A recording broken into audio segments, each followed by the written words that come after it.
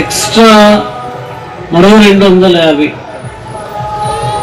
అది కాక మరో 4 కుటుంబాల్లో ఉన్న ప్రజలు, వీళ్ళందరూ 16వ అధ్యాయంలోనే 2 రోజుల కాలంలో చనిపోయినవారు. అప్పుడు దేవుడు 17వ అధ్యాయంలో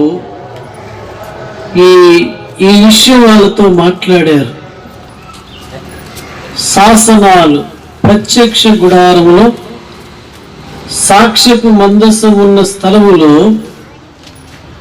12 కర్రలు తీసుకుని రండి అని చెప్పారు. ఈ 12 కర్రలు సాక్ష్యపు మందసంలో మీరు పెట్టండి. అది మీరు పెట్టినప్పుడు ఎవరి కర్ర చిగిరిస్తుందో వారే నేను ఏర్పాటు చేసుకున్న వాడని దేవుడు అక్కడ ప్రకటిస్తారు. అలా ప్రకటించినట్లే మోషే కర్రలు తెచ్చి సాక్ష్యపు మందసంలో పెట్టి 12 కర్రలు, ఆ 12 మంది సామాన్యులు కాదు, ప్రధానులే. వాళ్ళ కర్రలు తెచ్చి సాక్ష్యపు మందసం ఎదుట పెట్టి ఆయన వెళ్ళిపోతాడు. మరుసటి రోజు ఉదయం ఆయన వస్తాడు. వచ్చినప్పుడు 12 కర్రలు బయటకు తెస్తాడు. ఎవరి కర్ర వాళ్ళకి ఇస్తాడు, ఎవరి కర్రలు వారు తీసుకోండి అంటాడు. అందులో అహరోను కర్ర చిగిరిస్తుంది. ఆ కర్ర చిగిరించిన విధానం 8వ వచనంలో ఉంది. 17:8 చూడండి. మరునాడు మోషే సాక్ష్యపు గుడారంలోనికి వెళ్లి చూడగా లేవి కుటుంబపు ఏదైనా అహరోను కర్ర చిగిరించి ఉండెను. అది చిగిరించి పువ్వులు పూసి బాదం పండ్లు గలదాయెను. Praise the Lord. ఆ కర్ర చిగిరించింది.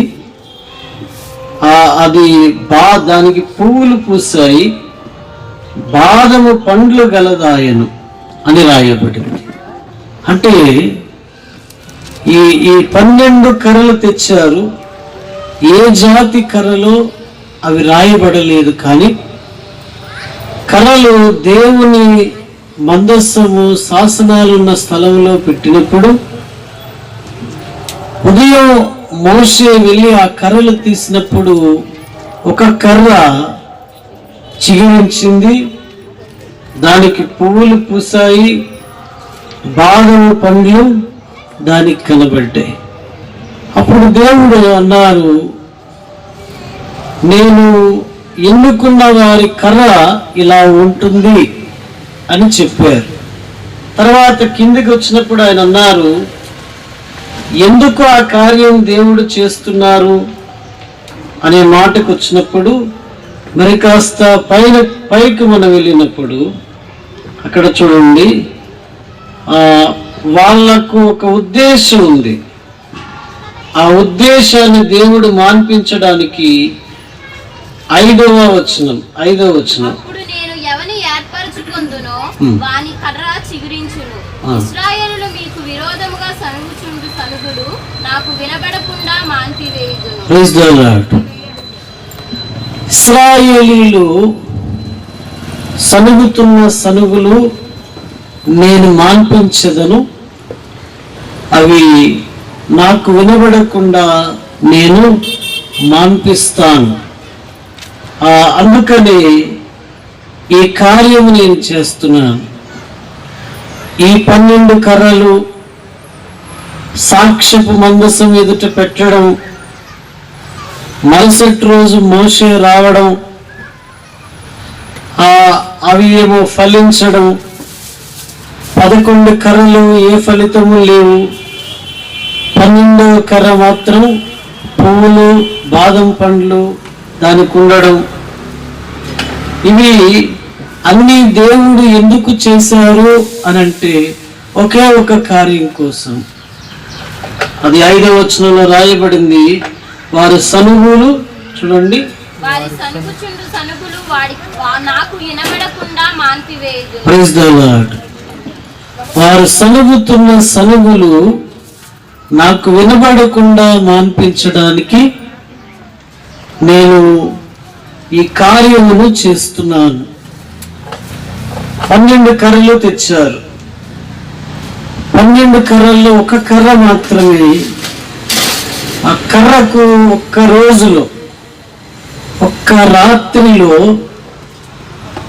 దానికి పువ్వులు పూయడం ఒక ఆశ్చర్యం, బాదము పండ్లు కాయడం ఒక ఆశ్చర్యం.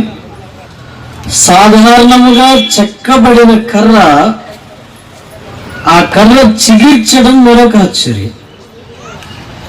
ఎవరు చేయగలరు? ఇవి మానవుల వలన అయ్యే పనులు కావు. ఇవి కేవలం దేవుని యొక్క కార్యములే. ఈ కార్యాలు దేవుడు ఎన్నో చేశారు. మరి ఇటువంటి ఒక కార్యం ఆయనకు స్వల్పమైనది, అది చిన్నది. 12 నున్నని కర్రలు తెచ్చారు, చెక్కబడిన 12 కర్రలు తెచ్చారు. శాసనములు ఎదుట వాటిని ఉంచారు. హల్లెలూయా, మీరు వింటున్నారు కదా? శాసనములు ఎదుట దాన్ని ఉంచారు. ఉంచగానే ఈ 12 కర్రలు ఒక రాత్రి గడిచింది. ఒక రాత్రిలో కర్రలు కర్రలాగానే ఉంటాయి, కానీ ఏమీ మార్పు ఉండదు. కానీ దేవుడు శక్తి గలవాడు గనుక ఆయన ఒక కర్ర మీద లేవి అని రాయబడింది. ఆ కర్ర పైన అహరోనుని రాయమన్నారు. ఆ కర్ర మాత్రమే 9వ వచనం లేక 8వ వచనం ప్రకారం అది పువ్వులు పండ్లు చిగిర్చడం అనే 3 కార్యాలు జరిగించింది. హల్లెలూయా. ఎవరు చేసిన కార్యం? దేవునికి అసాధ్యమైనది ఏదీ లేదు అని అంటారు. ఆ మాట నిజమే. దేవునికి అసాధ్యమైన కార్యాలు ఏవీ లేవు, ఉండవు. ఎందుకంటే ఆయనే సమస్తము సృజించాడు గనుక ఆయన సమస్తమును చేయగలడు. ఆయన చేయలేడు అంటే ఆయన మనుషులలో ఒకరవుతారు. కానీ దేవుడు సమస్త కార్యములను చేయగలడు గనుక ఆయన ఆల్మైటీ గాడ్ అంటారు. ఆయన సర్వశక్తి గల దేవుడు.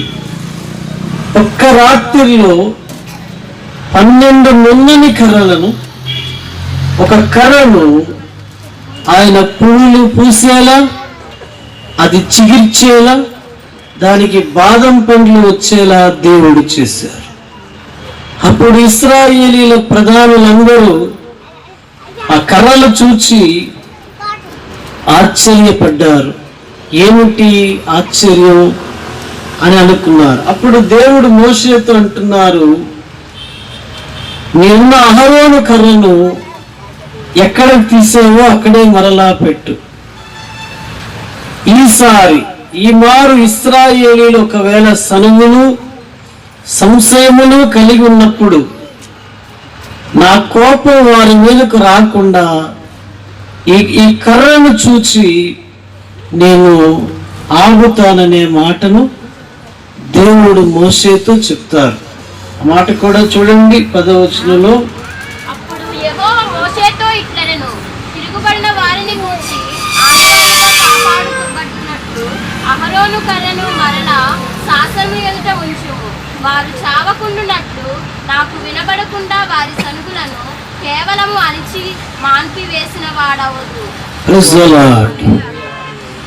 ఆ కర్రను అక్కడ ఉంచితే దాన్ని నేను చూస్తాను. అప్పుడు నేను ఆ యొక్క సనుగులు సనుగుతున్న వారి యొక్క శక్తి ఆ కర్రను చూచినప్పుడు నా కోపాగ్ని అణిచివేయబడుతుంది.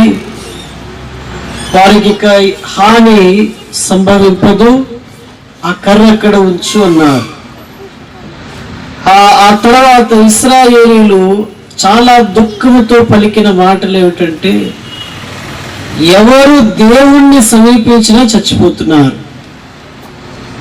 ఇక మేము కూడా చనిపోవాలి అని వాళ్ళ బాధతో ఒక మాట చెప్పారు. హల్లెలూయా. ఆ మాట మోషే విన్నాడు, కానీ దానికి ఏమీ ప్రతిఫలం ఇవ్వలేదు.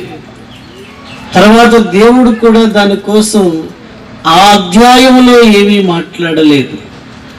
ఆ అధ్యాయంలో, అంతకు ముందు అధ్యాయంలో చనిపోయిన వారి సంఖ్య, కోరాహు సంబంధులు చనిపోయారు. దాతాను, అబీరాము వాళ్ళ కుటుంబాలు చనిపోయాయి. ఓనోన్ అనే అతని కుటుంబాలు చనిపోయాయి. ఆ తర్వాత 250 మంది లేవీలు వారు అగ్ని వలన చనిపోయారు. ఇక 14,700 మంది తెగులు వలన చనిపోయారు. అందుకు వాళ్ళన్న మాట ఏమిటి? 13వ వచనంలో ఆఖరిలో, యెహోవా మందిరమునకు సమీపించు ప్రతివాడును చచ్చును, మేము అందరము చావవలసి ఉన్నదా అని పలికిరి. ఇన్ని మరణాలు చూశాక వాళ్ళకి ఇక ధైర్యం లేదు. ఇక మేము కూడా చనిపోవలసినదేనా అని వాళ్ళు అడిగారు. ఈ మాట మోషేకు అలాగే దేవుని పరిగణనలోకి ఎలా తీసుకొనబడిందో ఇక్కడ రాయబడలేదు. Praise the lord. ఇంతకు ఇన్ని మరణాలు అక్కడ సంభవించడానికి కారణం ఏమిటి అని అంటే, ఓ భక్తుడు అన్నాడు, దేవుడు దేవుడే, మానవుడు మానవుడే. దేవుడు దేవుడే, నరుడు నరుడే. నరుడు దేవుని స్థానంలోకి, దేవుడు చెప్పని వాటిలోనికి నరుడు వెళ్ళకూడదు. దేవుడు దేవుడే. హల్లెలూయా. నిజముగా భక్తి అనేది దేవుణ్ణి దేవుడిగా చూస్తేనే చేయగలం. దేవుణ్ణి ఒక సాధారణమైన వ్యక్తిగా చూస్తే ఎవడూ భక్తిని చేయలేడు, అది కొనసాగదు కూడా. హల్లెలూయా. దేవుణ్ణి దేవుడిగా చూడగలగాలి. మన పూర్వీకులందరూ అలా చూడడానికి వాళ్ళు ఏం చేశారు అని గ్రంథాన్ని మనం వెతికినప్పుడు, వాళ్ళు మోకాళ్ళ మధ్యలో తల పెట్టుకుని దేవుణ్ణి వేడుకునేవారు. మరికొందరు సాగిలపడి దేవుని క్షమాపణ అడిగేవారు. మరికొందరు మేము దుమ్ము ధూళి వంటి వారమని చెప్పేవారు. ఇక మరికొందరు నిష్ప్రయోజకుడును అని అనుకుంటూ ఉండేవారు. ఇలా వాళ్ళందరూ ఆ సృష్టికర్తను చేరుకున్నారు. హల్లెలూయా. వాళ్ళందరూ సృష్టికర్త అయిన దేవుణ్ణి వాళ్ళు చేరుకున్నారు. మరి మనం చూస్తే ఆ భక్తి ఈ దినాల్లో మనకు కనబడదు. అది ఈ దినాల్లో కనబడదు. ఎన్ని తరాలు గడిచినా, ఎన్ని యుగాలు గడిచినా భక్తి విధానం మాత్రం ఏనాడు మార్పు చెందదు. హల్లెలూయా. దాని విధానములో ఏ మార్పులు ఉండవు. నేను చదువుకున్నాను, లేక నేను ఈ దేశానికి ప్రధానిని, ఈ రాష్ట్రానికి ఒక మంత్రిగా ఉన్నాను అని అనుకున్నవాడైనా వాడు దేవుని ఎదుట భక్తిని చేయవలసిన విధానం ఇదే, అది మారదు. Praise the Lord. తనను తాను తగ్గించుకున్నవాడు మాత్రమే దేవుని ఎదుట గొప్ప భక్తి జీవితాన్ని చేయగలుగుతాడు. తగ్గించుకోలేని వాడెవడు కూడా భక్తి జీవితం అనేది వాళ్ళకు అబ్బదు, వాళ్ళకు రాదు. హల్లెలూయా. వాళ్ళకు రాదు, వాళ్ళకు అవ్వదు. మీకు ఈ మాటలు అర్థమవుతున్నాయా? మధ్య మధ్యలో ఇది వణుకొస్తున్నట్టుంది. భక్తి జీవితం అనేది వాళ్ళకు అవ్వదు, వాళ్ళకు రాదు. అందుకు దేవుడు ఏమంటున్నారు? దేవుడు దేవుడే, మనుషులు మనుషులే. మనుషులు వట్టి ఊపిరి వంటి వారని రాయబడింది. అంటే వారి క్షణము కనబడి మరు క్షణములో మాయమగువారు. వారు గాలికి ఎగరగొట్టబడే దుమ్ము ధూళి వంటి వారు. వారు చెట్టుపై నుండి కిందకు రాలిపడే ఆ అకాలపు పండ్ల వంటి వారు, ఆకుల వంటి వారు. ఈ మానవుడు క్షణకాలం మాత్రమే ఉన్న ఈ నరుడు దేవుని ఎదుట ఏమాత్రపు వాడు. దేవుని ఎదుట ఇతడు ఏమాత్రపు వాడు. కానీ నరుడు అలా అనుకోడు, మానవుడు అలాగా అనుకోవడం లేదు. తనను తాను ఏదో ఒక గొప్ప వ్యక్తిగా మనిషి అనుకుంటున్నాడు. నేను చాలా గొప్పవాడును, నాకు ఇన్ని తలాంతులున్నాయి, నాకు ఇంతటి సౌందర్యం ఉంది, లేక నాకు ఇన్ని వాల్యూస్ ఉన్నాయి సమాజంలో, నాది పెద్ద కుటుంబం, ఇలా ఎన్నో చెప్పుకుంటున్నాడు. కానీ మనిషి మనిషే, దేవుడు దేవుడే. హల్లెలూయా. మనిషి దేవునితో తోలనడడం లేక సరితూగడం అతని వశంలో లేదు. ఎందరో అలా అనుకున్నారు, కానీ అందరూ అలాగా లేరు. Praise the Lord. మీరు జాగ్రత్తగా వినాలి ఈ మాటలు. ఎందుకు ఈ మాటలు దేవుడు చెప్తున్నారంటే, ఈ భూమి మీద ఎవరైనాను, ఉదాహరణకు నెబుకద్నెజర్ రాజు ఉండేవాడు. ఆ కాలంలో అతడే గొప్ప రాజు. ఆయన భయం అన్ని దేశాలకు ఉండేవి.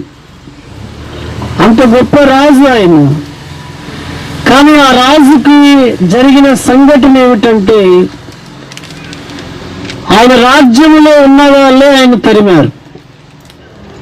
ఆయన పారిపోయాడు. పారిపోయినప్పుడు ఆయనకు మెంటల్గా ఏదో అయింది. అంటే మానవ మనస్సు తొలగింది. మానవ మనస్సు ఎప్పుడైతే తొలగిందో అతడు అడవిలో గడ్డి తింటున్నాడు. ఆయన గడ్డి తినడం, ఆ జంతువుల మధ్యలో తిరగడం, జుట్టు పెంచుకోవడం, గోర్లు పెరగడం, ఇవన్నీ అతనికి జరిగి ఆ రాజ్యంలో ఉన్నవారు అనుకున్నారు, వీడు మెంటలోడు అయిపోయాడు, వీడు పిచ్చివాడు అయిపోయాడని చెప్పి వాళ్ళు వదిలేశారు. అంతటి ఉన్నత స్థాయిలో ఉన్న రాజు ఎప్పుడైతే చిన్న మైండ్, చిన్నది ఆయనకి ఇబ్బంది కలిగిందో అప్పుడు ఆయన విలువలన్నీ కూడా పడిపోయాయి. మరలా దేవుడు ఒకసారి ఆయనను కనికరించి మానవ మనస్సు ఆయనకి ఇచ్చారు. వెంటనే ఆయన గడ్డి తినడం ఆపేశాడు, గోళ్ళను కట్ చేసుకున్నాడు, ఆయన తలను చక్కగా దూసుకున్నాడు, తర్వాత బట్టలు బాగులేవని మార్చుకున్నాడు, తిరిగి ఆయన రాజ్యానికి వచ్చాడు. వచ్చి ఆయన చెప్పిన మాట, నేనేమో అనుకున్నాను కానయ్యా, నేనేమి కాదు, నీవే సర్వమును జరిగించుచున్న సృష్టికర్తవు అన్నాడు. అప్పుడు ఆయన రాజ్యం నిలబడింది. హల్లెలూయా. అంత గొప్ప రాజు. ఇప్పుడు ఇక్కడ కూడా మనం అందరం ఉన్నాము. మన మైండ్లో ఏదో తీసారనుకోండి, నువ్వు ఊరికినే కూర్చొని సర్దేస్తుంటావు. ఈమె మైకిల్ పీక్కొని పోతాడు. నేను ఎవరితోనో మాట్లాడుతాను, నీ భార్య ఎవరో నీ భర్త ఎవరో నీకు తెలియదు, ఎవరో అంటావు. ఏమి ఉండబట్టిలా ఉన్నావు? ఈ సెన్స్ అన్ని కరెక్ట్ గా దేవుడు జరిగిస్తున్నాడు గనుక ఇలా ఉన్నాం. ఏమాత్రం ఇది కొంచెం లూజ్ చేశారనుకోండి, మనకేమీ లేదు. మా ప్రాంతంలో ఒక ఆయన ఉన్నాడు, నేల మీద ధూళంతా తల మీద వేసుకుంటాడు, ఆ ఇసుకంతటి ఇలా తల మీద వేసుకుంటాడు. ఆయన మనిషే, మనము మనుషులమే. తేడా ఏమిటి? ఆయన అవయవాలు ఒకటే, మన అవయవాలు ఒకటి. ఆయన రక్తం మన రక్తం ఒకటి. తేడా ఏమిటంటే అతనిలో మానవ మనస్సు గలిబిలే ఉంది. హల్లెలూయా. మానవ మనస్సు గలిబిలే ఉంది. అందుకే దేవుడు అంటున్నారు, దేవుడు దేవుడే, మనిషి మనిషి. మనం ఏ రోజు తగ్గించుకోకుండా ఆ దేవుణ్ణి చేరడం ఎవరి వశములో కాదు. Praise the Lord. మనం ఎలా దేవుణ్ణి చేరుకుంటాం అనంటే మనలను మనం తగ్గించుకుంటేనే ఆయన చేరుకోగలం. Praise the lord. ప్రభువా, నేను పాపిని ఏడ్చిన సుంకరి దేవునికి దగ్గరయ్యాడు. నేను గొప్పవాడని అనుకుంటున్న పరిసయుడు దేవునికి దూరమయ్యాడు. Praise the Lord. తగ్గించుకున్నవాడు దేవునికి దగ్గరయ్యాడు, తగ్గించుకోలేని వాడు దూరమయ్యాడు. భక్తి జీవితం అది. మనం తగ్గించుకుంటేనే దేవునిలో ఉన్నవన్నీ పొందుకుంటాం. మనం ఎప్పుడైతే హెచ్చించుకుంటామో దేవుని నుండి ఏదీ మనకు రాదు. హల్లెలూయా. ఏలియా దగ్గర ఉన్న లక్షణాలన్నీ ఎలీషాకు వచ్చాయి, నేర్చుకున్నాడు. అలాగే యేసుక్రీస్తు ప్రభు లక్షణాలన్నీ మనకు రావాలంటే మనలను మనము తగ్గించుకోవాలి. దేవుడు దేవుడే, మనిషి మనిషి. చాలా కాలం క్రితం ఒక అందగత్తె ఉండేది ఈ భూమి మీద. ఆమె పేరు మీద పుస్తకాలు కూడా వచ్చాయి. ఆమెకు ఒక ఆయన సువార్త చెప్పాడు. చెప్తే ఆవిడంది, నువ్వు చెప్తున్నా దేవుడు నాకంటే అందంగా ఉంటాడా అని అడిగింది. ఏమండి, ఇప్పుడు అందం పిచ్చున్న వాళ్ళకి అదే భాష కదా, ఇక వేరే భాష ఏమి ఉండదు. నాకంటే పొడుగు జుట్టు ఆవిడకుందా, నాకంటే తెల్లగా ఆవిడుందా, నాకంటే పళ్ళు వరస ఆవిడది బాగు, ఇదే వాళ్ళ బాధ అంతా. కానీ ఆ అందగత్తె, నీవు చెప్తున్న యేసు ప్రభువు నాకంటే అందంగా ఉంటాడా అని అడిగింది. అని అడిగితే అతనున్నాడు, ఆయన లేత మొక్క వంటి వాడు అని చెప్పారు. అది అయిపోయిన తర్వాత నా వయసు అయ్యాక ఆలోచిస్తానంది. ఏమయ్యాక? నా వయసు అయ్యాక నేను ఆలోచిస్తాను వెళ్ళంది. సరే, అతను వెళ్ళిపోయాడు. కొన్నాళ్ళ తర్వాత ఈమెకి ఏదో జబ్బు వచ్చింది. కొన్ని సంవత్సరాల తర్వాత ముఖం అంతా పీకిపోయింది. ఆ రోజు అతను అందించిన ఆ దేవుని సువార్త అందుకొని ఉంటే బాగుండేది. ఆమె అందుకోలేదు. అందుచేత ఏం జరిగిందంటే ఆమె ముఖమంతా పాడైంది. చివరికి దేవుణ్ణి కూడా పొందలేకపోయింది. హల్లెలూయా. ఇది స్థిరమా? ముఖము స్థిరమైనదా? శరీర బలము స్థిరమైనదా? మన అవయవాల బలాలు స్థిరమైనవా? కావు. మన శక్తి యుక్తులు స్థిరమైనవా? అవి చెప్పలేము. ఈరోజు ఇలా ఉన్నాం, రేపు ఎలా ఉంటామో మనకు తెలియదు. మీలో కొందరు నిన్నే మంచం దిగిన వాళ్ళు ఉన్నారు. హల్లెలూయా. ఎప్పుడు ఎలా ఉంటామో ఎవరికీ తెలియదు, కానీ దేవుడు ఎప్పుడు ఒకేలా ఉంటారు. హల్లెలూయా. అందుకే దేవుడు దేవుడే, మనిషి మనిషి. మనం దేవుణ్ణి వేడుకోవాలి, ఆర్డర్ వేయకూడదు. ఆయనను బ్రతిమాలుకోవాలి, ఆజ్ఞాపించకూడదు. ఆయన పాదములు పట్టుకోవాలి, కానీ శాసించకూడదు. దేవుడు దేవుడే, మనిషి మనిషి. హల్లెలూయా. వినబడాలని ఇంకా శక్తి ఖర్చు అవుతుంది. దేవుడు దేవుడే, మానవుడు మానవుడే. అందుకు దేవుడు ఏమంటున్నారు మీరు ఆలోచించాలి. ప్రతి మానవుడు తెలుసుకోవలసినది ఇక్కడ రాయబడిన ఈ 2 అధ్యాయాల్లో మనుష్యులు వాళ్ళలో వాళ్ళే గలిబిలై దేవుని కార్యక్రమాల్లోనికి వచ్చేశారు. ఆయన పెట్టిన హద్దులు దాటేశారు. ఆయన నియమ నిబంధనలను దాటి వచ్చారు. అందుకు అక్కడ 14,000 మంది, 700 మంది, 250 మంది, 4 కుటుంబాలు అక్కడ డెడ్ బాడీలన్నీ తేలిపోయి. హల్లెలూయా. కరోనా వలన ప్రపంచం 15 లక్షల మందిని సడన్ గా కోల్పోయింది. ఇంకా దాని ప్రభావం పనిచేస్తూనే ఉంది. దేవుడు కాపాడినదే ఎవరిని కాపాడుకోగలరు?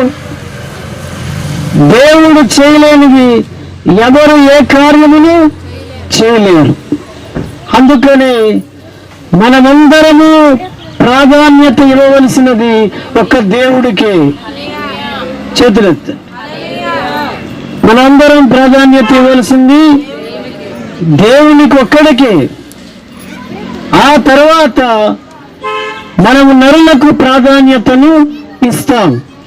మొదట ఇవ్వవలసినది దేవునికి మాత్రమే ఇవ్వాలి. హల్లెలూయా. ఈ ప్రాధాన్యత చాలా గొప్పది. ఇంకా వినండి, అక్కడ వాళ్ళు అంటున్నారు మేము చనిపోతున్నాం. ఆయన దగ్గరికి వస్తే మేము చనిపోతున్నామనే మాట వాడారు. ఎందుకు చనిపోతున్నామని ఆలోచించలేదు. దేవుడు ఊరికనే ప్రజలు శిక్షిస్తాడా? ఊరికనే వాళ్ళను దేవుడు వ్యాధుల పాలు చేస్తాడా? ఊరకనే ఆయన వాళ్ళతో ఆడుకుంటాడా అని అంటే లేదు. దేవుడు నీతిమంతుడు. దేవుడు అలా చెయ్యరు. ఆయన నీతిమంతుడు. మరి అక్కడ జరిగినది ఏమిటి అంటే 14,000 మంది వాళ్ళు పలికిన మాట ఏమిటో చూడండి. రాత్రి మనం అది చూసాం. 41వ వచనం, 16:41. మరునాడు ఇశ్రాయేలుల సర్వ సమాజము మోషే అహరోనులకు విరోధముగా సలుగుచు, నీవు యెహోవా ప్రజలను చంపితిరని చెప్పి సమాజము మోషే అహరోనులకు విరోధముగా Praise the Lord. మరునాడు యెహోవా ప్రజలను మీరు చంపారని మోషేను అహరోనును వారు నిలదీశారు. యెహోవా ప్రజలను యెహోవా చంపుకుంటాడా? దేవుడు తన ప్రజలను ఏనాడు చంపడు. మరి ఎందుకు అలా జరిగింది? నాకంటే అది ఎక్కువ ఉన్నట్టు. హల్లెలూయా. Praise the Lord. మరి ఎందుకు చంపాడు? వాళ్ళు దేవుని మనుష్యులు కారు గనుక. ఎవరు కారు? దేవుని మనుష్యులు వాళ్ళు కారు గనుకనే దేవుడు వాళ్ళకు శిక్ష వేశారు. అంత మరణ శిక్ష వేయడానికి గల కారణం ఏమిటి? కరెంట్ వచ్చేసింది. మరణ శిక్ష వాళ్ళకు వేయడానికి గల కారణం ఏమిటి అని ఆలోచిస్తే దేవుడుకున్న విచక్షణ మనుషులకు ఉంటుందా? హల్లెలూయా. దేవునికున్న విచక్షణ మనుషులకు ఉంటుందా? మనకి ఎవరైనా ఏవైనా ఇస్తే మనం వాళ్ళని ఏమంటాం? వీళ్ళు చాలా మంచి వాళ్ళు అంటాం. ఇవ్వకపోతే మనకు అనుకూలంగా ఉంటే మంచి వాళ్ళంట మనకు ప్రతికూలంగా ఉంటే అది మానవ స్వభావం, దానికి ఇక మార్పు ఉండదు. కానీ దేవుని స్వభావం ఏమిటంటే హృదయమును చూచి దేవుడు మాట్లాడతారు. హల్లెలూయా. హృదయాన్ని చూచి దేవుడు మాట్లాడుతారు. ఇక్కడ రాయబడిన మాటలు ఏమిటంటే ఎప్పుడూ దేవుడు దేవుడేనండి. ఆయనను మనం కొలిచే విధానం అదొక ప్రత్యేకం. దానిని ఏనాడు ఏ మానవుడు మార్చలేడు. నువ్వు సూట్ వేసుకో, బూట్ వేసుకో, లేక ఉన్నత కుటుంబములో నుండిరా, కానీ దేవుడి దగ్గరకు వచ్చినప్పుడు నువ్వు చేయాల్సింది ఏమిటి? మోకాళ్ళ మీద పడాల్సింది. హృదయాన్ని ఆయన ఎదుట ప్రోక్షింపవలసినది. నీ అవిధేయతలు, అవివేకపు పనులు దేవుని ఎదుట చెప్పవలసినది. ఎందుకంటే దేవుడు పరిశుద్ధుడు, మనుష్యులు అపవిత్రులు. హల్లెలూయా. దేవుడు పరిశుద్ధుడు. ఈ మధ్య పేరు పొందిన ఒక దైవజనుడు ఒక ఆయన చనిపోయారు 2020లో. అతని కోసం అందరూ రకరకాల వర్ణన ఇచ్చారు. ఈయన చాలా యూనివర్సిటీల్లో వాక్యం బోధించాడు, ఎందరినో ప్రభావితం చేశాడు. ఎవరు ఏ ప్రశ్నలు అడిగినా వాళ్ళకు జవాబు చెప్పేవాడు.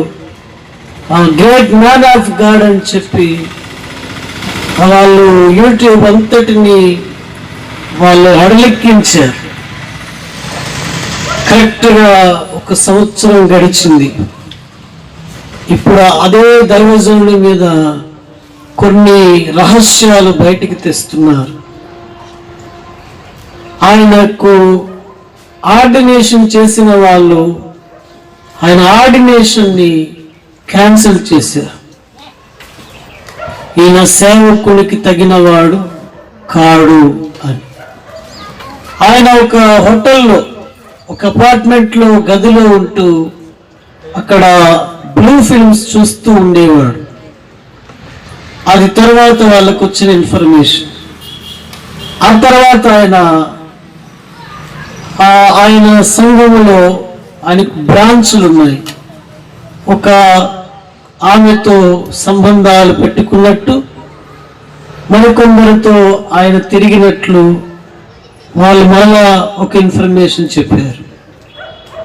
ఆ తర్వాత ఆయన మరలా డొనేషన్స్ ఎక్కువగా తీసుకొని దాన్ని తనకి ఇష్టానుసారంగా వాడుకున్నట్లు చెప్పారు.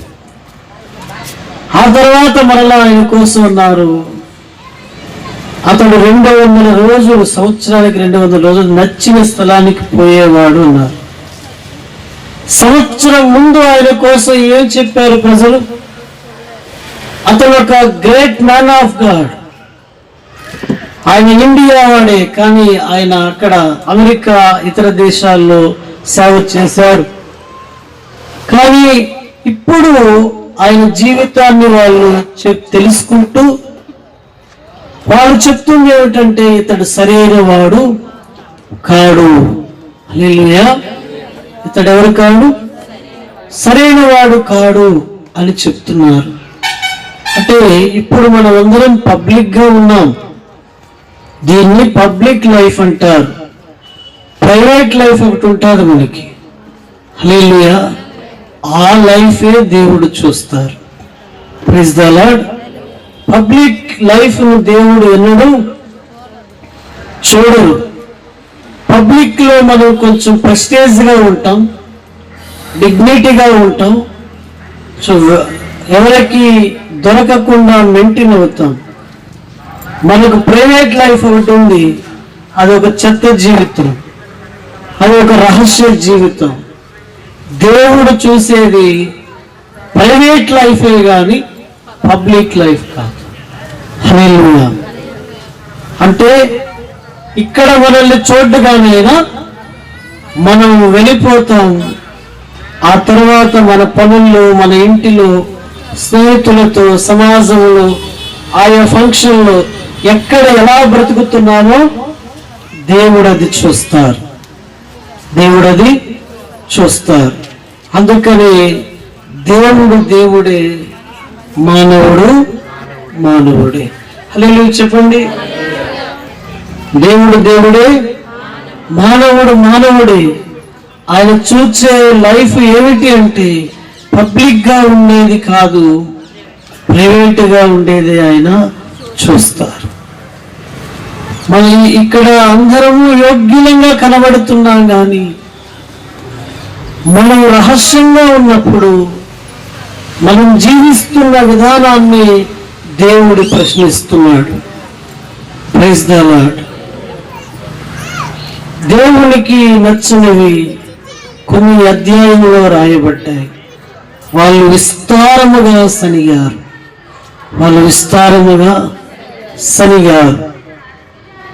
దేవుడు వాళ్ళ సనువులనే కాదు, వాళ్ళ హృదయాన్ని కూడా చూశారు.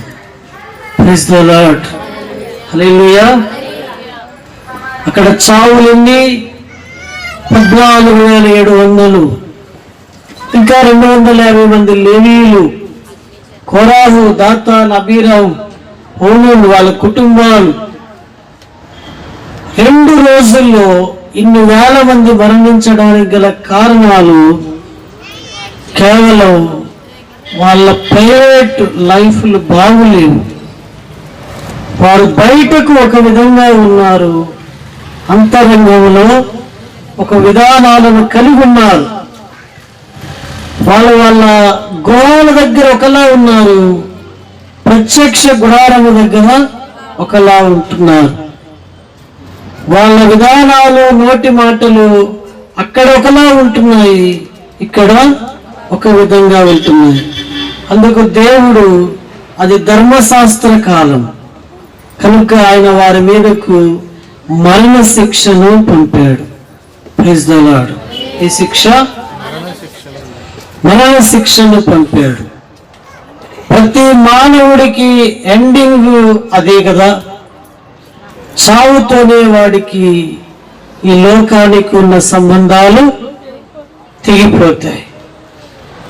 చచ్చిన వాడి కోసం ఎన్ని చేసినను ప్రయోజనం లేదు.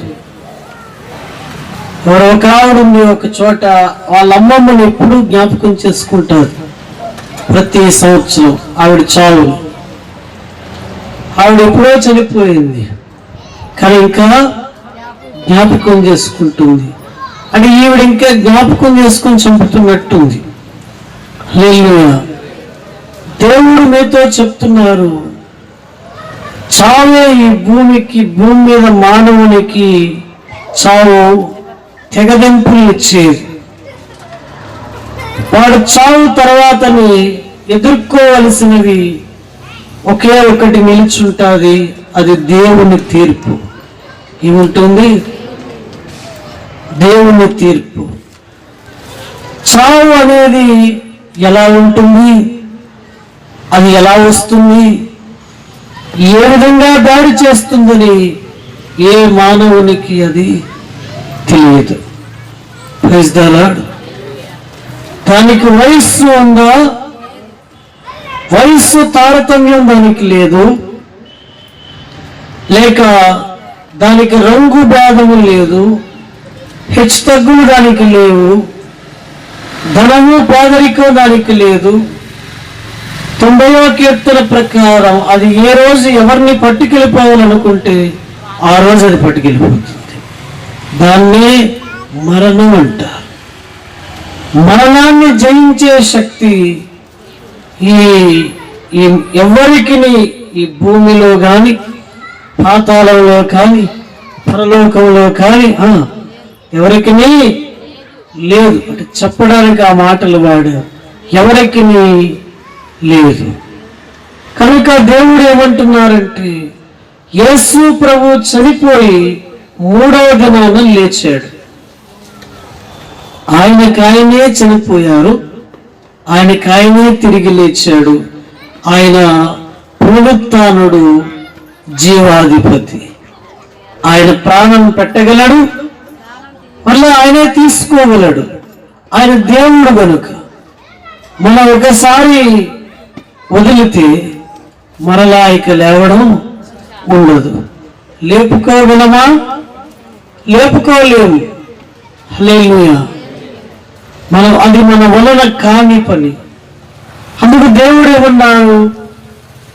చావు మరణాలు ఏవీ లేనివాడు, ఆత్మస్వరూపి, అదృశ్యుడైన వాడు ఆ మహాదేవుడు. మానవుడు రోగాలు, వ్యాధులు, బాధలు, సకల సమస్యలు కలవాడే మానవుడు. అందుకని దేవుణ్ణి మానవుడు చేరుకోవడం అనేది ఒక విలువైన సందర్భం. దేవుణ్ణి మానవుడు చేరుకోవడం అనేది ఒక విలువైన సందర్భం, ఒక సంఘటన. మీరు వింటున్నారా లేదా? హల్లెలూయా. వింటున్నారా? హల్లెలూయా. చేతులు ఎత్తండి.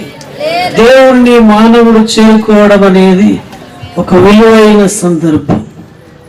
భూమి మొత్తం మీరు వెతికినను అంతకంటే గొప్ప సందర్భం మరొకటి లేదు. కొందరికి ఆ సమయం ఉండకపోవచ్చు. భూమి మొత్తం రెండు విధాలుగానే బ్రతుకుతారని బైబిల్లో రాస్తున్నది. ఒకరు లాజర్, రెండవవాడు ధనవంతుడు. లాజర్ పేదవాడు, ఆరోగ్యం లేనివాడు, ఎటువంటి సౌకర్యాలు లేనివాడు. ధనవంతుడు అన్నీ ఉన్నవాడు, అన్నీ కలిగినవాడు, కానీ దేవుడు లేనివాడు. ఈ రెండు వర్గాలలోనే మానవ జాతి అంతా నిలబడి ఉంటుంది. కానీ ప్రతి ఒక్కడు, లాజరుకి ఆరోగ్యం లేకపోయినా, అతనికి సహకారులు ఎవరు లేకపోయినా, సౌకర్యం కలిగిన జీవితం లేకపోయినా దేవుడు దేవుడని బ్రతికాడు. ధనవంతుడు క్రిస్టియన్, చర్చిలో ప్రెసిడెంట్ లేక చైర్మన్ గానే ఉన్నాడు. ఆయన ఎంతో ధనం ఉంది, ఆయనకు పని మనుషులు ఉన్నారు, ఆయనకు భార్యలు ఉన్నారు, సర్వ సుఖాలు ఉన్నాయి. ఆయన దేవునికి కానుకలు ఇచ్చాడు. కానీ అతనికి దేవుడు సమీపముగా లేడు.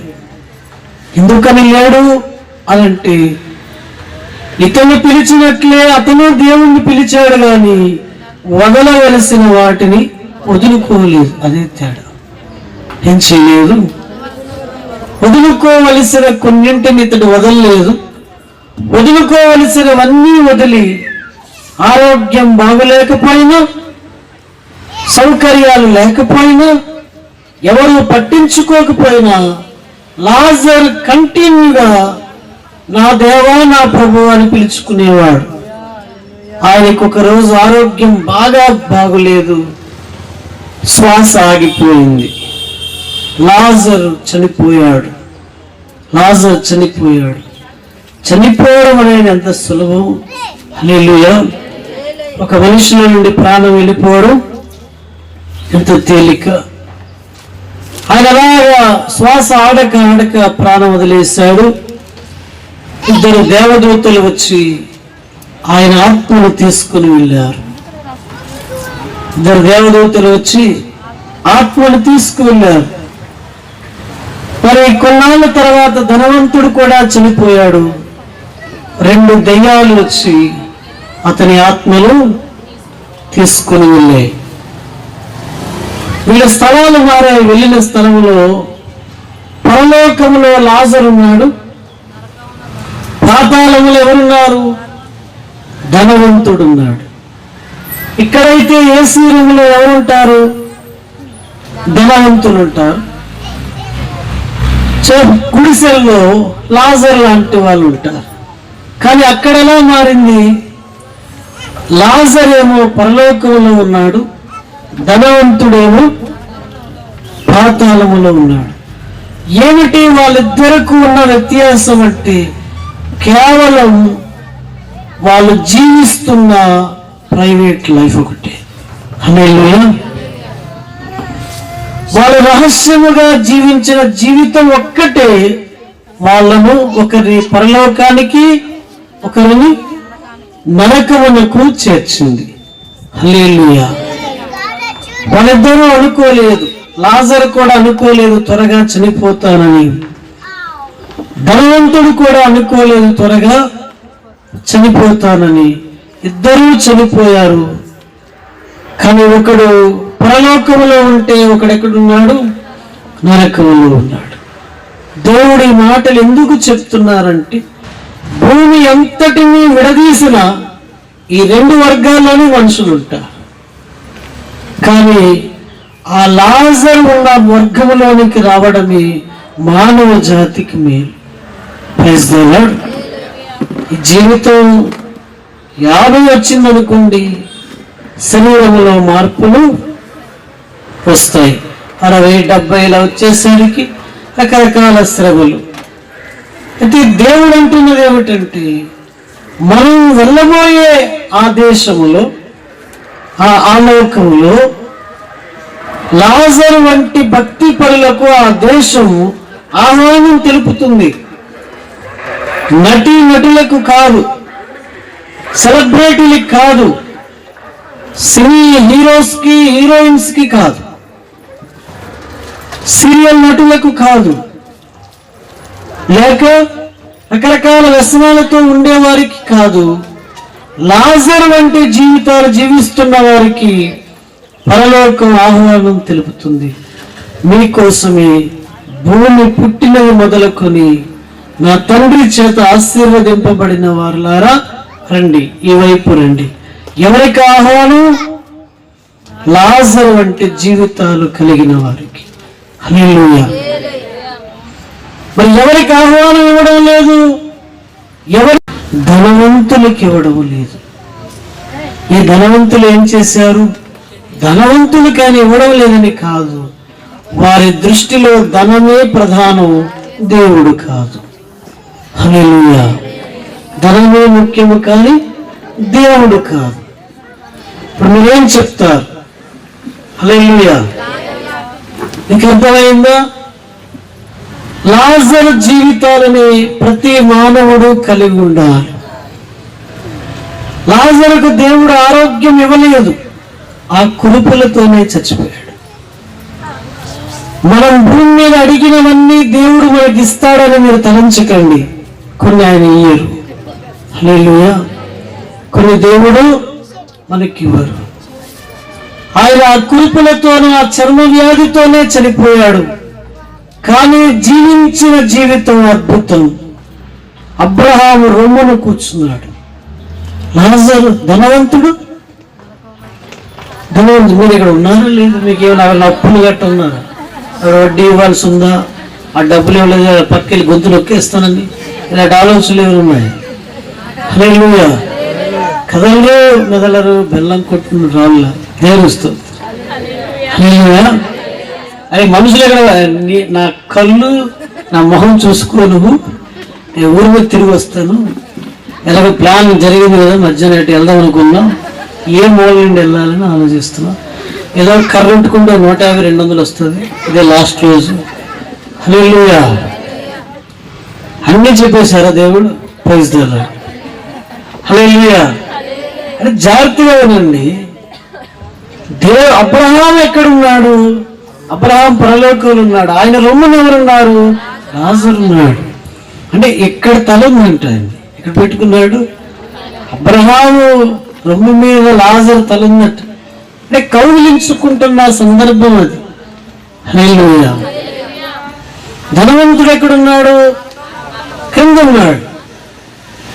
కిందున్న తర్వాత అతనికి షాక్ న్యూస్ ఏమిటంటే,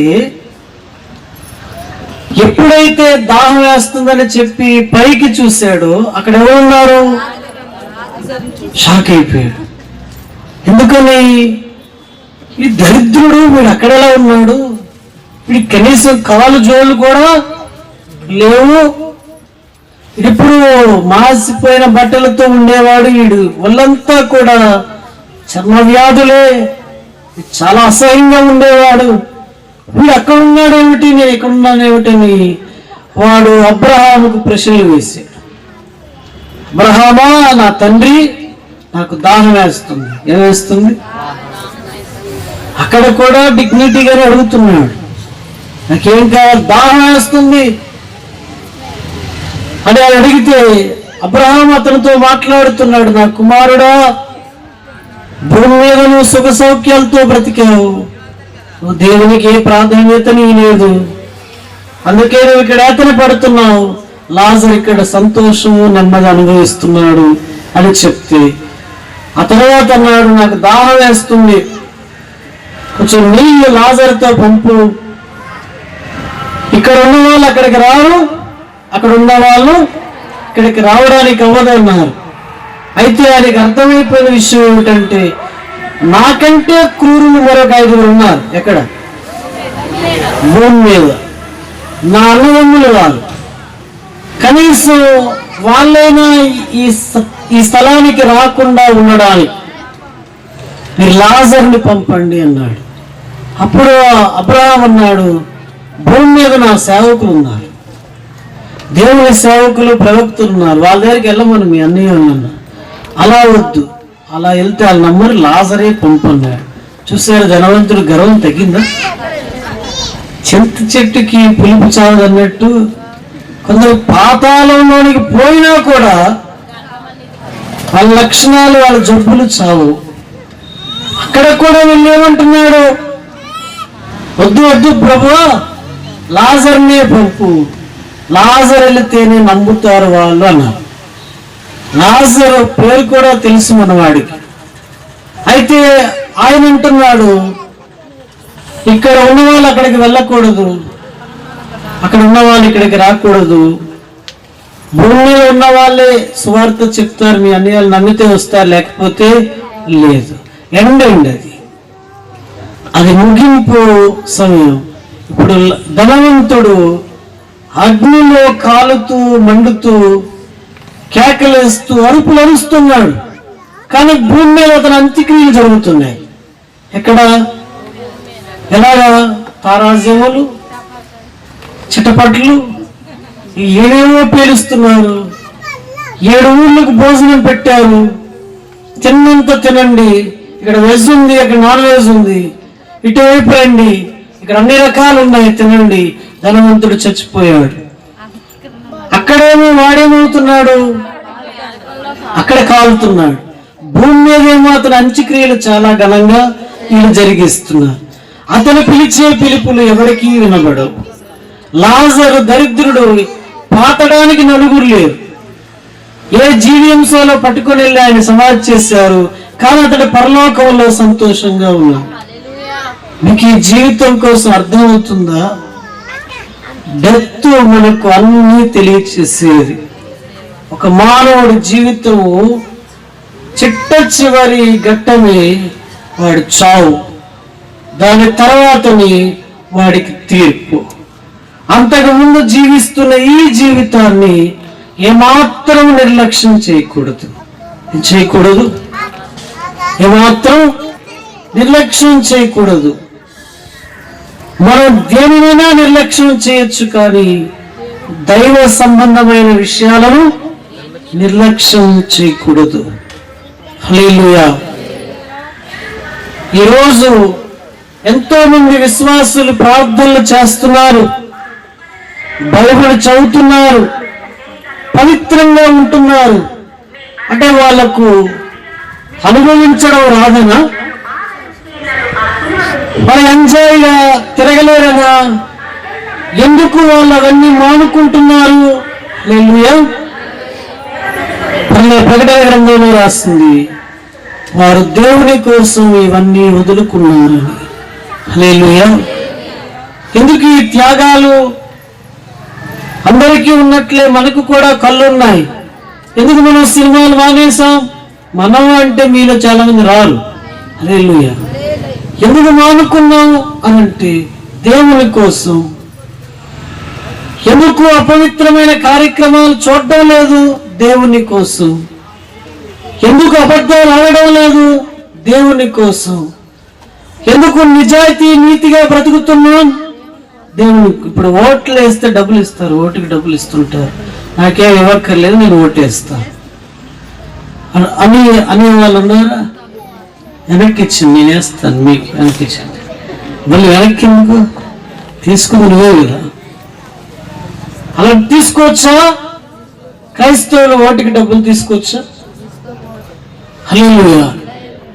ఓటు నా హక్కండి, నేను వేస్తాను, వేయకుండా నేను వేస్తాను, ఎవరికి వేయాలో వారికే వేస్తాను, కానీ నాకు డబ్బులు అక్కర్లేదు అని చెప్పాలి కదా.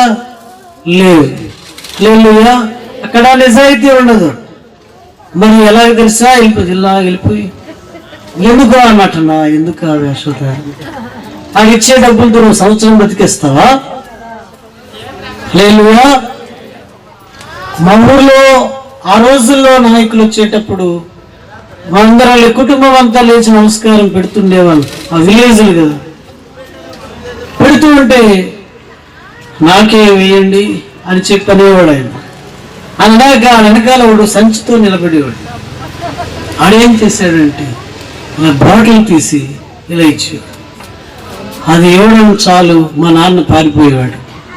ఆ బాటిల్ దొరకడమే చాలు, ఆయన ఎక్కడికో పారిపోయాడు. ఆయన ఓట్లో నిజాయితీ లేదు, ఏం లేదు, నిజాయితీ లేదు. ఈరోజు కూడా చాలా మంది డబ్బులు తీసుకుని ఓటు వేస్తున్నారు, వాళ్ళ ఓట్లకు నిజాయితీ లేదు. Praise the Lord. కష్టార్జితం ఎవడివ్వగలడు? హల్లెలూయా. మీరు తింటున్న ఈ భోజనం కష్టార్జితం, దీనిలో ఎటువంటి అపవిత్రత లేదు, అయ్యే మోసం ఉండదు. కానీ మీరు పొందుతున్న డబ్బుల్లో మోసాలు ఉంటాయి. హల్లెలూయా. ఎవడో తన సొంత డబ్బులను ఖర్చు చేయడు, అదంతా ఒక పెద్ద మోసములో ఉంటుంది. Praise the Lord. నిజమైన క్రైస్తవులైతే మేము ఓట్లు వేస్తామండి, కానీ మాకు డబ్బులు వద్దని చెప్పండి. హల్లెలూయా. సగం మంది పేలిపోయినట్టున్నారు. హల్లెలూయా. మేము వేస్తామండి, మాకు డబ్బులు వద్దు అని మీరు చెప్తే మీరు నిజమైన క్రైస్తవులు. అవి లాక్కుంటే మీరు నిజమైన క్రైస్తవులు కారు. దేవునికి స్తోత్రం. హల్లెలూయా. లాజర్, ధనవంతుడు, ఇద్దరు జీవితాలే దేవుడు ఈరోజు మన ముందు పెట్టారు. 15 నిమిషాల పవర్ కట్ అవ్వడం వలన చాలా ఇబ్బంది అయింది. గొప్ప మెసేజ్ అంతా పోయింది. ఇంత సౌండ్ సిస్టంలోనే మీరు సరిగ్గా వినరు, ఆ సౌండ్ సిస్టంలో అసలే వినరు. హల్లెలూయా. దేవుడు ఏమంటున్నారంటే, దేవుడే, మనిషి. ఆయన పరిశుద్ధుడు, ఆయన నీతిమంతుడు, ఆయన గొప్పవాడు, ఆయనలో ఏ లోపము లేదు. కానీ మానవుడు ఎన్నో లోపాలు కలిగినవాడు. కానీ ఎట్టకేలకు వాడు ఒకటి తెలుసుకోవాలి, దేవుణ్ణి తెలుసుకున్నాక, ప్రభువైన యేసుని తెలుసుకున్నాక, నీతి సూర్యుడైన ఆ జీవాధిపతిని తెలుసుకున్నాక వాడి జీవితం లాజరు జీవితం వలె చేసుకోవాలి. లాజరు జీవితం వలె చేసుకుంటే వాడు ఒక గొప్ప మేలు పొందబోతున్నాడని బైబిల్ చెప్తుంది.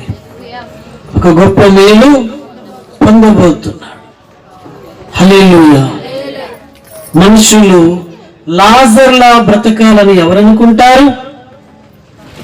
ఈ రోజుల్లో అలా అనుకునే వాళ్ళు ఎవరు ఉండరు. మన శరీరం అంతా కూడా పాపముతో నిండి ఉంది. హల్లెలూయా. పాపముతో నిండి ఉంది. నడినెత్తి మొదలుకొని అరికాళ్ళ వరకు పాపములతో ఉన్నాం. ఒక దైవజనుడు పాట రాశాడు, మనం పాపపు విషయం కలిగిన వారమని. హల్లెలూయా. మన మనస్సులో పాపములు ఉన్నాయి, మన కళ్ళలో పాపములు, మన చెవులలో ఉన్నాయి, మన పెదవుల్లో ఉన్నాయి, నాలుక క్రింద ఉంది, అంతరంగంలో ఉంది, హృదయంలో ఉంది, చేతుల్లో ఉన్నాయి, పాదాల్లో ఉన్నాయి. ఇవన్నీ పాపములే. చివరికి మన రక్తము ప్రవహిస్తున్న రక్తములో కూడా ఏముంది? పాపములే ఉన్నాయి. కానీ దేవుడు ఏమంటున్నారు? ఇటువంటి ఈ పాపుల కొరకు పరలోకము నుండి దేవుడు వచ్చారు. పరలోకము నుండి దేవుడు వచ్చి పాపులను రక్షించడానికి క్రీస్తు యేసు లోకమునకు వచ్చింది. హల్లెలూయా. అలాంటి వాళ్ళకు ఒక దారి చూపించాడు. ఏమిటా దారి అంటే, ఆయన మానవుడిగా 33.5 సంవత్సరాలు ఈ భూమి మీద ఉన్నాడు. ఆయన జీవించిన జీవితం అమూల్యం. నరుడు అనేవాడు ఎవరైనా బ్రతకాలనుకుంటే ఇలా బ్రతకండి ఆ జీవితాన్ని చూపించాడు. చూపించి ఆయన ఎక్కడికి వెళ్ళాడు? పరలోకానికి వెళ్ళాడు. మనందరికీ ఇప్పుడు మోడల్ ఎవరు అంటే యేసుక్రీస్తే. మనందరికీ కూడా ఒక మాదిరి ఎవరంటే యేసుక్రీస్తే.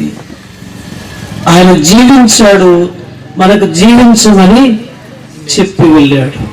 Praise the Lord. ఆ రోజుల్లో యూదులు వచ్చి నువ్వు రాజు అని కిరీటం పెడుతుంటే యేసు ప్రభు ప్రక్కకి తొలగిపోయాడు. ఇస్కరియోతు యోధా కూడా ఆయన కిరీటం పెట్టడానికి చూస్తే పక్కకు వెళ్ళారు. ఎందుకు వెళ్ళారంటే, నేను ఇలా ఉండడానికి రాలేదు. Praise the Lord.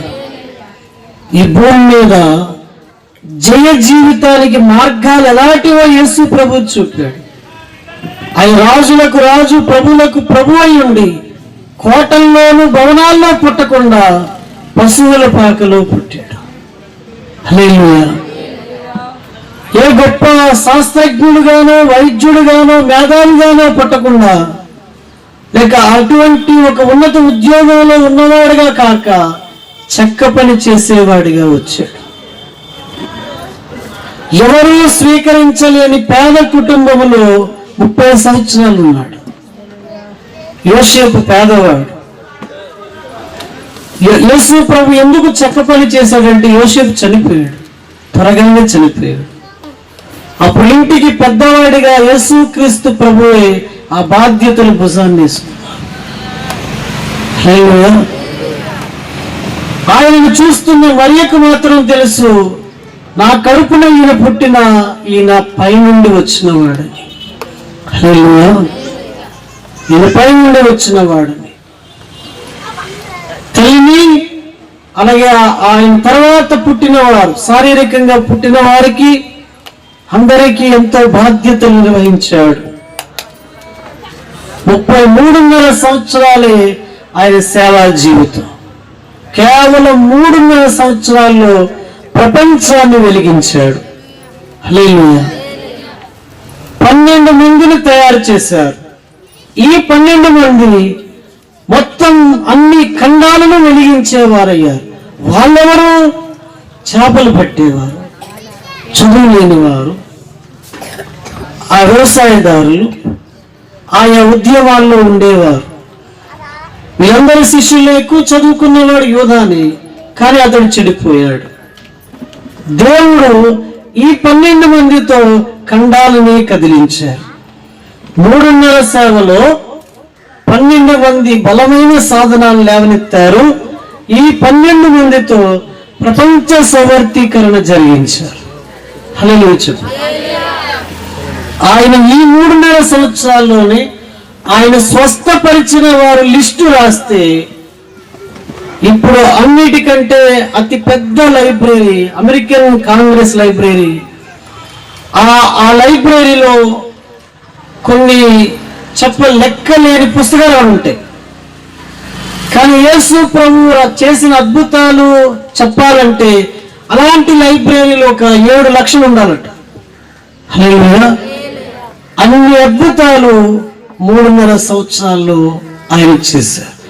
ఆయన ముట్టని వారు లేరు, ఆయన బాగు చేయని వారు లేరు. ఎటువంటి జబ్బైనా తిరిగి వెనక్కి వెళ్ళడం ఆయన కాలంలో జరగలేదు. హల్లెలూయా. అలాగా ఆయన ప్రభావితం చేశారు. అందుకనే మానవుడిగా ఎలా బ్రతకాలో నరులందరికీ నేర్పిన వాడు మన పరమ గురువైన యేసుక్రీస్తే. హల్లెలూయా చెప్పండి అందరూ. హల్లెలూయా. మన పరమ గురువైన యేసుక్రీస్తే నేర్పారు. అయిపోయింది మన సందేశం. మానవుడిగా ఉన్న మనం ఎలా బ్రతకాలనేదే దేవుడు నీతో చెప్తున్నారు. ఈ భూమి మీద మన తాతలు, మన తండ్రులు, మన పూర్వీకులు అందరూ వచ్చారు, కొంతకాలం బ్రతికారు. వాళ్ళ సమయం రాగానే వాళ్ళు వెళ్ళిపోయారు. ఉన్నారా? లేరు. అలాగే తరం వచ్చింది, తర్వాత మన తండ్రుల తరం వచ్చింది, వాళ్ళు ఉన్నారు, కొంతకాలం ఉన్నారు, వాళ్ళు వెళ్ళిపోయారు. ఇప్పుడు ఎవరి తరం వచ్చింది? మన తరం వచ్చింది. మనము ఉంటాం, తర్వాత ఏం చేస్తాం? మీకు అర్థం అవ్వలేదు. అదే సమస్య. ఏదైనా ర్యాలీ ఉందా? అల్లు చెప్పు. మన తరం వచ్చింది, మనం ఏం చేస్తాం? మనము వెళ్ళిపోతాం. హల్లెలూయా. తరాల్లో వెళ్ళిపోవడం గొప్ప విషయం కాదు. లాజరు చరిత్రను సృష్టించి వెళ్ళాడు. ఆయనకు ఆరోగ్యం బాగులేదు, ఆయనకు మంచి ఆహారం లేదు, సౌకర్యమైన గృహం లేదు, ఆయనకు సహాయం చేసే మనుషులు లేరు, కానీ పరిపూర్ణ భక్తి గలవాడిగా ఉన్నాడు. ఇది ఎలా సాధ్యం? మనకు సౌకర్యాలు లేవా? సౌకర్యాలు ఉన్నాయి. ఇల్లు లేవా? మనం తగలబెట్టేటంత ఇల్లు, పెద్ద పెద్ద గదులు ఉన్నాయి. ఇంకా మన బట్టలు లేవా? ఎన్ని కొన్ని ఉతకలేక సగం మూటలు కట్టేసి ఉంటుంది. అయినా కొనుక్కొని కొనుక్కొని కొనుక్కొని అవి పాత ఉతకరు, కొత్త కొనుక్కుంటారు, పాత ఉతకరు, కొత్త ఉతకలేక అవి పక్కన పడేస్తారు. లేవా? అవి ఉన్నాయి. ఇంకేమి లేవు. మనకి ఇన్ని సౌకర్యాలు ఉన్నాయి, ఏమి లేవంటే భక్తి లేదు. కానీ లాజరుకి ఏమి లేవు, సౌకర్యాలు ఏమీ లేవు. కనితల్లో ఏముంది? భక్తి. కడుపు నింపుకోవడానికి ఆయన దుస్థితి చూడండి. ఆ బల్ల మీద నుండి పడే రొట్టె ముక్కలు, ఏమిటా దుస్థితి? ఆకలి అంత ఘోరమైంది. మా ఆకలి అనేది మనిషిని ఎంత భయంకరంగా బాధిస్తుంది. ఆకలికి ఏం చేయాలో తెలియక ఆ కొద్ది రొట్టె ముక్కలు తీసుకొని కడుపు నింపుకుంటున్నాడు. నీళ్లు తాగి దేవునికి ఆత్మను అప్పగించుకుంటున్నాడు. అయినా భక్తిలో ఎటువంటి లోపము? ఇది ఎంత అద్భుతంగా ఉంది. మనకు దేవుడు కావలసినవన్నీ ఇస్తున్నారు, కానీ భక్తి లేదు, భయభక్తులు లేవు, ప్రార్థన చేయడం లేదు. 9 వరకు కడుపులు ఎగిరేసుకునే పడుకుంటున్నాం, ప్రార్థనలు ఏమీ లేవు, భక్తి ఏమీ లేదు. దేవుడు మనకు సర్వ సౌకర్యాలు ఇచ్చారు, కానీ అతనికి ఏమీ లేదండి. కానీ ఏం చేస్తున్నాడు? దేవుణ్ణి చేరుకుంటున్నాడు, ప్రభువుని వేడుకుంటున్నాడు. చివరికి ఆయన ఇలా కళ్ళు మూసాడంతే, దేవుని దూతలు వచ్చి లేవమన్నారు. లాజర్ డ్రెస్ మారింది, పరలోకం తీసుకువెళ్తున్నారు. యేసు ప్రభువుని కౌగిలించుకున్నాడు. అబ్రహాం రొమ్ముకు వెళ్ళిపోయాడు. హల్లెలూయా. ఏం జీవితం జీవించాడు? మీరేమంటారు? ఎవరి కోసం మనం బ్రతకాల్సి ఉంది? లైఫ్ అనే దాని కోసం ఎప్పుడు కూడా అజాగ్రత్తగా ఉండకూడదు. మీకు ప్రపంచంలో ఎక్కడికి పోయినా జీవితం విలువ ఎవరు చెప్పరు. పూర్వకాలంలో జర్మనీ శాస్త్రజ్ఞులు, ఆ తర్వాత వాళ్ళలో ఉన్న మరికొంతమంది తత్వవేత్తలు అన్న మాట ఏమిటంటే అసలు పుట్టకపోవడమే మంచిదని అనేవారు. ఆ తర్వాత మరికొంతమంది తత్వవేత్తలు ఏమనేవారంటే అసలు పుట్టిన తర్వాత కొద్ది రోజులకి చచ్చిపోతే ఇంకా మంచిదన్నారు. వాళ్ళ జీవితం విలువ తెలియక వాళ్ళ మాటలు అన్నారు. కానీ జీవితం విలువ తెలియజేసేది మీ చేతుల్లో ఉన్న holy Bible. Praise the Lord. జీవితము ఒక వ్యక్తిని కలుసుకున్నాకే మధురంగా మారుతుంది. అంతవరకు ఇది మారానే. ఎవరు ఆ వ్యక్తి? అందరూ చెప్పారా? యేసు క్రీస్తు ప్రభువుని కలుసుకున్నాకే ఈ జీవితం మధురమైనది అవుతుంది. అంతవరకు వచ్చేది ఎలా మధురమైనదే ఉంది అని అంటే, మీరు ఒక సినిమాకు వెళ్ళండి, ఓ 2 గంటలు అందరూ నవ్వుతారు, హాస్యాన్ని చూస్తారు, ఫైట్ చూస్తారు, పాటలు చూస్తారు, ఎండింగ్ లో ఏదో జరుగుతుంది, మీరు వచ్చేస్తారు. తర్వాత మీ దుఃఖాలు మిమ్మల్ని చేరుకుంటాయి. కానీ ప్రార్థన, దేవుణ్ణి కలుసుకునేవాడు ఆ భారం ఆయన మీద దించి రాగలుగుతాడు. Praise the Lord. ఆ భారము అందుకని ఆయనతో ఉన్నదే జీవితం అని అంటారు. ఆయన లేనిది జీవితం కాదు.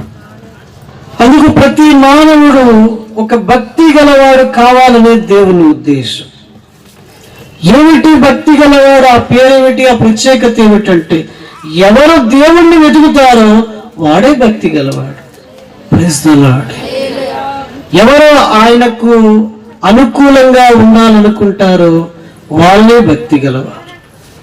Praise the Lord. మరి ఇది ఎన్నుకుంటారా? దేవుడు మీతో చెప్తున్నారు. లాజర్ ధనవంతుడిలాగా ఏ రోజైనా భూమి మీద నుండి ప్రతి ఆత్మ వెళ్ళిపోతుంది. పేరు ప్రఖ్యాతులు పొందిన నాయకులు వెళ్ళిపోయారా? లేదు, వెళ్ళిపోయారు. ఎక్కడున్నారు? లాజర్ ఉన్న స్థలంలోనే ఉన్నారా? ఏమో. భూమి మీద వాళ్ళ పేర్లు చెప్తేనే నమస్కరిస్తారు ఇప్పటికీ. అలాంటి గొప్ప వాళ్ళు ఉన్నారు. కానీ వాళ్ళు ఎక్కడున్నారో దేవుడు నిన్ను అడిగేది ఏమిటంటే, రేపు నువ్వు ఎక్కడ ఉంటావు? హల్లెలూయా. ఈ జీవితం ఉన్నప్పుడు నువ్వు దేవుణ్ణి నిర్లక్ష్యం చేసినట్లు కానీ దేవుణ్ణి నిర్లక్ష్యం చేయకు సుమా. Praise the lord. ఎవరిని? దేవుని నిర్లక్ష్యం చేయొద్దు. ఆ దేవుని యొక్క కార్యక్రమాలు నిర్లక్ష్యము చేయొద్దు. ప్రార్థన నిర్లక్ష్యము చేయొద్దు. వాక్యము వినడం, చదవడం నిర్లక్ష్యము చేయొద్దు. ఆయనతో కలిసి నడవడం నిర్లక్ష్యము చేయొద్దు. హల్లెలూయా. ఇవి ప్రధానమైనవి, మిగిలినవన్నీ తరువాత. హల్లెలూయా. మిగిలినవన్నీ తరువాత. లాజరు అదే చేశాడు. మిగిలినవన్నీ ఆయన లెక్కలోకి తీసుకోలేదు. మనం కూడా అవే చేయాలని దేవుడు కోరుతున్నారు. లాజరు ఏమీ లేకపోయినా గొప్ప జీవితం జీవించాడు. Praise the Lord. దేన్ని నమ్ముతారు? మనలో మనం ఏది నమ్ముకోవడానికి ఏదీ లేదు. Praise the Lord. దీనిలో నమ్మడానికి ఏమీ లేదు. దేన్ని? శరీరాన్ని నమ్మొద్దు. ఈ శరీరం నుండి వచ్చే ఏ రూపములో రంగులను కూడా నమ్మవద్దు. మనల్ని నిత్యము రక్షించే రక్షకుడినే నమ్ముకుందాం. ఎవరా రక్షకుడు? యేసు అనగా రక్షకుడు, క్రీస్తు అనగా అభిషక్తుడు. ఆయన మన పాపముల నుండి రక్షించడానికి అభిషేకింపబడిన రక్షకుడు. హల్లెలూయా. ఆయన్ని నమ్ముకొని మనం జీవించాలి. ఆఖరి మాట, మన జీవితం విలువ ఆయన చెప్పారు. నరుడు నరుడే, దేవుడు దేవుడే. ఇదన్నడూ మర్చిపోకండి. ఇదన్నడూ మర్చిపోకండి. ఎంత గొప్పవాడైనా వాడు నరుడే. ఎంత గొప్ప రాజైనా వాడు నరుడే. ఎన్ని దేశాలను పాలించిన వాడైనా వాడు నరుడే. కానీ దేవుడు దేవుడే. హల్లెలూయా. ఎవరు? దేవుడే దేవుడు, నరుడు నరుడే. మనం ఎవరికి లోబడి ఉండాలి? దేవునికి లోబడి ఉండాలి. Praise the Lord. ఆయన రక్షించగలడు, స్వస్థపరచగలడు, నిలవబెట్టగలడు, కొన్ని సంవత్సరాల ఆయుష్ ఇవ్వగలడు, కుటుంబాలను కట్టగలడు, సంఘాలను దిద్దగలడు, మనుషులకు రక్షణ మార్గం కలిగించగలడు. ఇవి ఎవరు చేయగలరు భూమి మీద?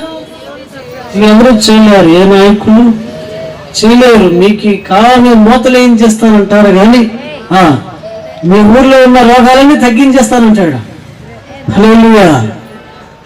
ఎవరు చేయలేరు. ఎవరు చేయగలరు? దేవుడు ఒక్కడే. మనస్సు మార్చగలవాడు దేవుడు, బుద్ధులు మార్చగలవాడు దేవుడు, కులితను విరవగలవాడు దేవుడు, వంకరని తెన్నగా చేయగలవాడు దేవుడు. మనుషులు చేయలేరు, అవి దేవుడే చేయగలడు. దేవుడు గొప్పవాడు, ఆయన పేరే ఎత్తకూడదు. పూర్వకాలంలో బైబిల్ రాసేటప్పుడు పండితులు ఈ పెన్నులు లేవు కదా, వాళ్ళు కొన్ని వెంట్రుకలతో రాస్తూ ఉండేవారు. ఆ సిరాలో నుంచి అది రాసేటప్పుడు ఆ పాలి తీసుకునేవారు. యెహోవా అనే మాట వచ్చేసరికి ఆ సిరాలో ఉన్న ఇంకు అవన్నీ కూడా వాళ్ళు వంపేసేవారు.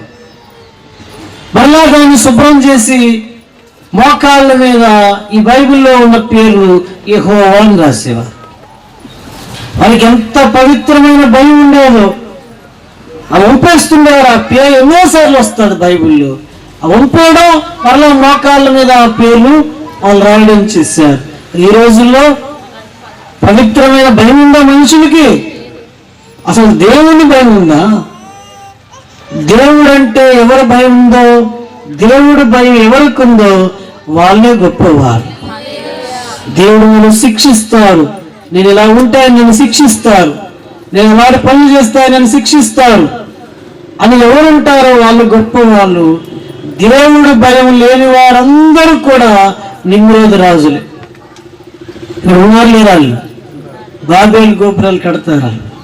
హల్లెలూయా. దేవుని భయం లేని వాడికి గోపురం కట్టాడు, దేవుడు చెదరగొట్టాడు. దేవుడు భయం లేని మనుషులను దేవుడు ఊర్లు తరుముతారు. వాళ్ళకి ఎవరు భయం లేదు? దేవుడు భయం లేదు. దేవునికి భయపడండి, అపవాదిని ఎదిరించండి.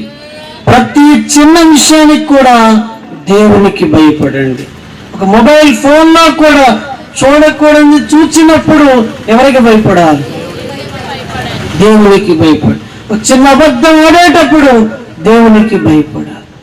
ఎవరినైనా తిట్టినప్పుడు బూతు మాటలు వస్తుంటే ఆయనకు భయపడి ఆ మాటను మానుకోవాలి. హల్లెలూయా. దేవుని యెహోవాకు భయపడే ఆ భయము దేవుని దృష్టికి పవిత్రమైనది. భయపడదామా? ఇప్పుడే భయపడదా, రేపు వదిలేద్దాం. హల్లెలూయా.